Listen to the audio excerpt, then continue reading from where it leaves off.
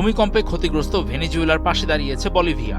উদ্ধার কাজে সহায়তা করতে ২৯ জুন মানবিক সাহায্য সামগ্রী নিয়ে বলিভিয়ার বিমান বাহিনীর একটি বিমানকে প্রস্তুত করেছেন দেশটির সামরিক বাহিনীর সদস্যরা। এই মিশনে প্রতিরক্ষা মন্ত্রণালয় ও বিমান বাহিনীর ২০ জন বিশেষজ্ঞ উদ্ধারকর্মী রয়েছেন বলে বলিভিয়ার কনসুলার বিষয়ক উপমন্ত্রী হেক্টর হুয়াঙ্কা জানিয়েছেন। সেই সঙ্গে ৬ টন ত্রাণ সামগ্রীও পাঠানো হচ্ছে। এসবের মধ্যে রয়েছে শুকনো খাবার, ওষুধ ও পানি। ভেনেজুয়েলায় বিধ্বংসী জোড়া ভূমিকম্পে নিহতের সংখ্যা ২৯ জুন বেড়ে ১,৭১৯ জনে দাঁড়িয়েছে।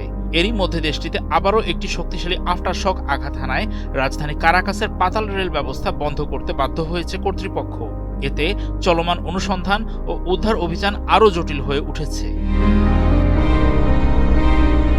ভেনেজুয়েলার ন্যাশনাল অ্যাসেম্বলির প্রেসিডেন্ট হোর্হে রদ্রিগেজ ২৯ জুন এক ভাষণে জানান, গত ২৪ জুন পরপর আঘাত হানা ভূমিকম্পের পর নিশ্চিত হওয়া নিহতের সংখ্যা বেড়ে ১,৭১৯ জনে দাঁড়িয়েছে।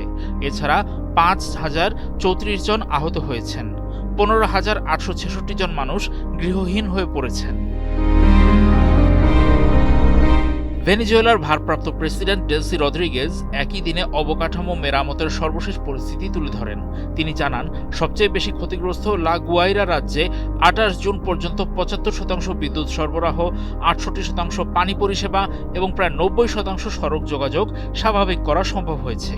শিক্ষা মন্ত্রণালয় ঘোষণা করেছে, আগামী ৫ জুলাই পর্যন্ত দেশব্যাপী সব শিক্ষা প্রতিষ্ঠান বন্ধ থাকবে।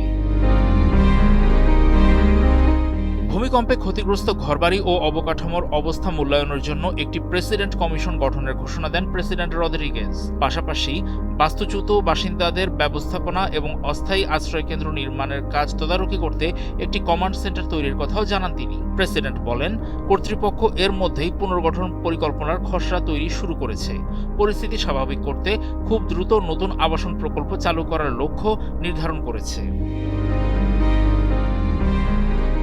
উদ্ধার ও পুনর্বাসন কাজ যখন গতি পাচ্ছিল, ঠিক তখনই ২৯ জুন ভোরের দিকে দেশটিতে একটি শক্তিশালী আফটারশক আঘাত হানে। কারাকাসেও সে কম্পন স্পষ্টভাবে টের পাওয়া গেছে।